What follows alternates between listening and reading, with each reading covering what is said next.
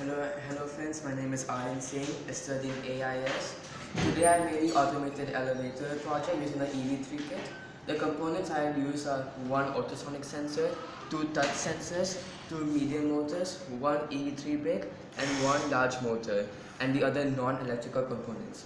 I have programmed this in such a way that if the ground level button is pressed, the ultrasonic sensor will detect where the lift is, and if it's on the first floor, it will bring it down. But if it's on the ground floor, it will take no action.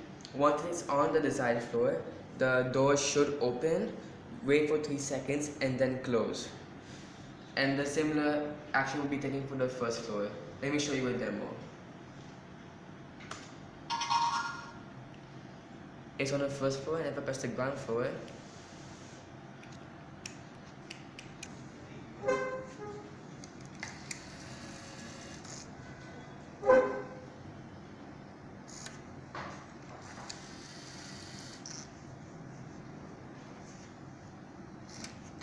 if it's on the same floor, it will take no action. Thank you for watching.